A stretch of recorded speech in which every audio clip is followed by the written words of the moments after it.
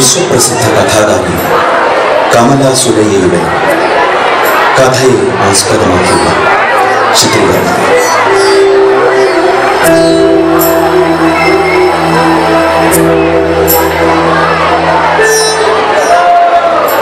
നെയ്പായസം.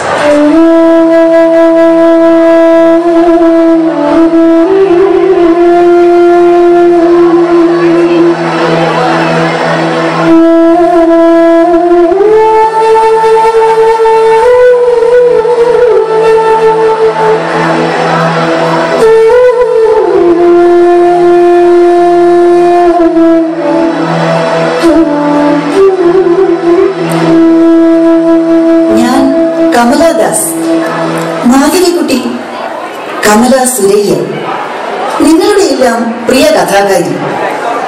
ഞാൻ എഴുതിയ എല്ലാ കഥകളും എനിക്ക് മക്കളെ പോലെയാണ്. എഴുത്തിനിടയിൽ എന്നെ വല്ലാതെ വേദനിപ്പിച്ച കഥയാണ് നെയ്പായസം.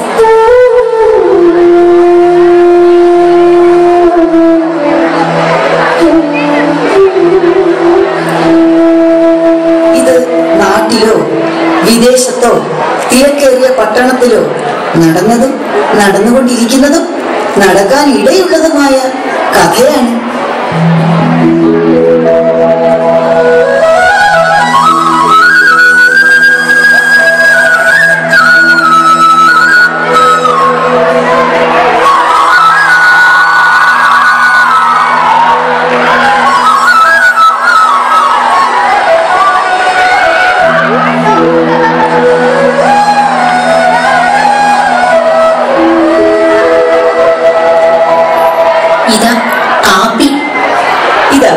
ഇദ്ദേഹമാണ് ഈ കഥയിലെ അച്ഛൻ. ഇതാണ് ഈ കഥയിലെ അമ്മ. ഞാൻ നേരത്തെ പറഞ്ഞതുപോലെ ഇത്തരം അച്ഛനും അമ്മയും എവിടെയും ഒരുപോലെ ആയതുകൊണ്ട് രണ്ടുപേർക്കും പ്രത്യേകം പേരില്ല. അച്ഛനെന്നും അമ്മയെന്നും നമുക്ക് വിളിക്കാം.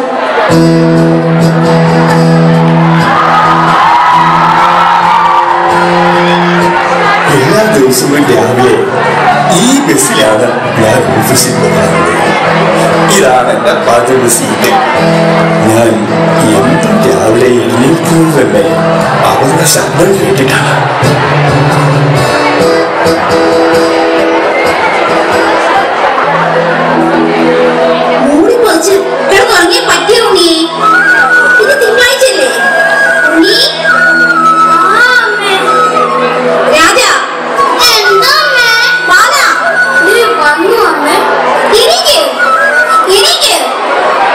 അതവര് അവരുടെ മക്കളോട് പറഞ്ഞതാ.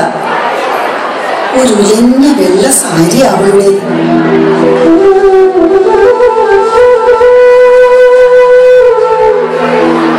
മക്കളെ വിളിച്ചുണർത്തും. രാവിലെ അയാൾക്ക് കാപ്പി കൊടുക്കും. അവർക്ക് സ്കൂളിൽ വെച്ച് കഴിക്കാനുള്ള പലഹാരങ്ങൾ അലൂമിനിയം പാത്രത്തിലാക്കി കൊടുത്തുവിടും. അവളുടെ വലത്തെ കയ്യിൽ കുറച്ച് മഞ്ഞപ്പൊടി പറ്റിയിട്ടുണ്ടാവും. ഉണ്ണിക്ക് എഞ്ചിനീയറിംഗിൽ ആ വാസന. മാവിന് ഒരു ഡോക്ടറാക്കണം. അവന്റെ നെറ്റി കണ്ടോ?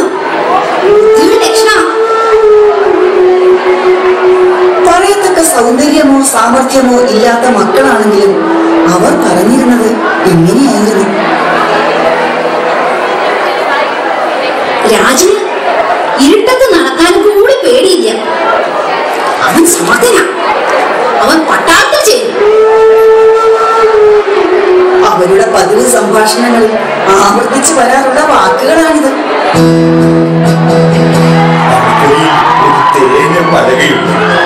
എല്ലാ ദിവസവും ഓഫീസിൽ നിന്ന് തിരിച്ചെത്തുമ്പോൾ അവൾ അടുക്കളയിലുള്ള ആ തേഞ്ഞ പലകയിൽ ഇരുന്ന് ചപ്പാത്തി ഉണ്ടാക്കിക്കൊണ്ടിരിക്കുകയായിരിക്കും. കുട്ടികൾ മുറ്റത്ത് കളിച്ചുകൊണ്ടിരിക്കുകയായിരിക്കും.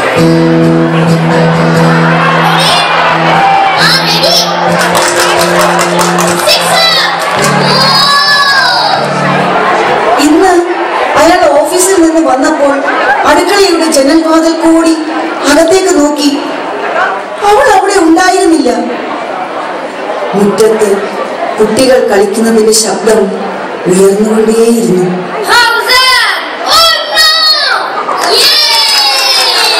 ഈശ്വര, ഈശ്വര, ഈശ്വര, എന്നും വീട്ടിൽ കാണുന്ന അവൾ പെട്ടെന്ന് വൈകുന്നേരം യാതൊരു യാത്ര പറയാതെ നിലത്ത് ചൂടിന്റെ അടുത്ത് വീണ് മരിക്കുമെന്ന് ഞാൻ വിചാരിച്ചിരുന്നു. അവൾ വായ അല്പം തോന്നി നിലത്ത് ചെരിഞ്ഞു കിടക്കുന്നു.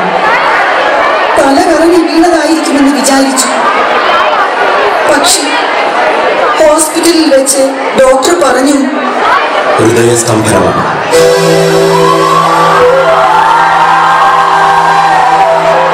മരിച്ചിട്ട് 1.5 മണിക്കൂർ.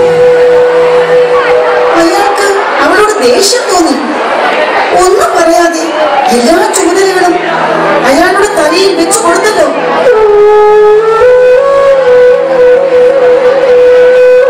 ഇനി ആരാണ് കുട്ടികളെ കുളിപ്പിക്കുക, അവർക്ക് പലഹാരങ്ങൾ ഉണ്ടാക്കി കൊടുക്കുക, അവർക്ക് അസുഖം വന്നാൽ ആരാണ് ശുശ്രൂഷിക്കുക? അയാളുടെ ഭാര്യ മരിച്ചതുകൊണ്ട് തീർച്ചയായും അയാൾക്ക് 2 ദിവസത്തെ ലീവ് വേണം. അയാൾ എങ്ങനെയായിരിക്കും പറയുക?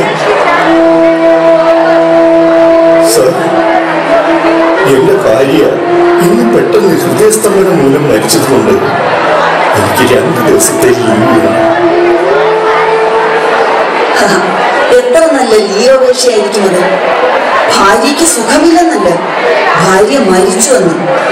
അപ്പോൾ ഓഫീസർ പറയും ഞാൻ വളരെ വ്യസനിക്കുന്നു എന്ന്. അയാളുടെ വ്യസനം, അവളുടെ അറ്റം വിടുന്ന മുടിയും ക്ഷീണിച്ച പുഞ്ചിരിയും മെല്ലെ മെല്ലെയുള്ള നടത്തും ഒന്നും അയാൾക്കറിയില്ലല്ലോ. അതെല്ലാം എന്റെ നഷ്ടങ്ങളാണ്.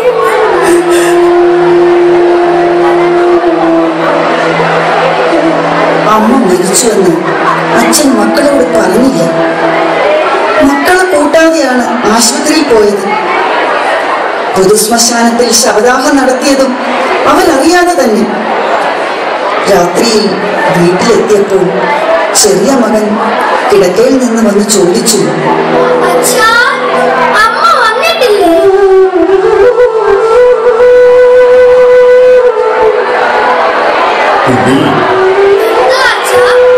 നിങ്ങളൊക്കെ വല്ലതും കഴിച്ചോ?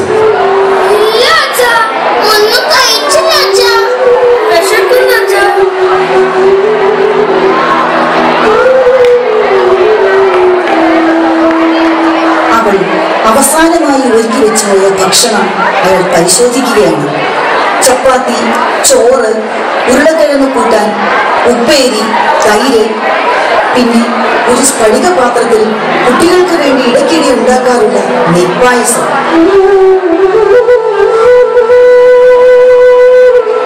മരണത്തിന്റെ സ്പർശം തട്ടിയ ഭക്ഷണ സാധനങ്ങൾ.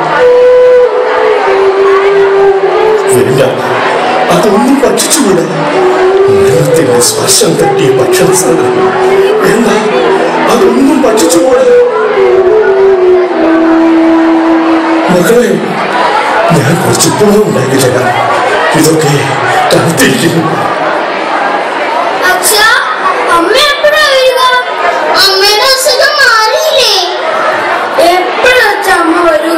ഈശ്വര, ഈ രാത്രിയിൽ ഈ കുട്ടികളെ എന്തിനു വിശ്വസിക്കണം?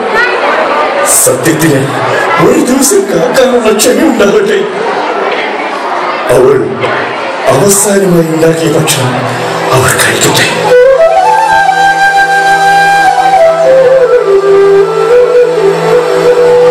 ഇപ്പോൾ അയാൾ തന്റെ ഭാര്യ ഇരിക്കാനുള്ള പലകയിലാണ് ഇരിക്കുന്നത്.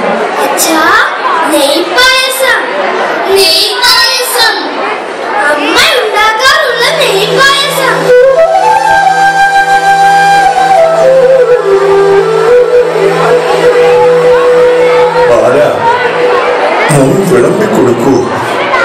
അച്ഛനും വയ്യ, തല വേദനിക്കുന്നു. അവർ കഴിക്കട്ടെ. ഒരിക്കലും അവളുണ്ടാക്കിയ ആഹാരം അവർക്ക് കിട്ടുകയില്ലല്ലോ.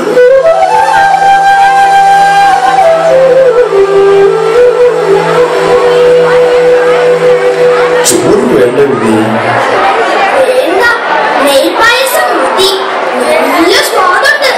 ശരിയാ, അമ്മ അച്ഛന് നെയ്പായസം ഉണ്ടാക്കിയത്.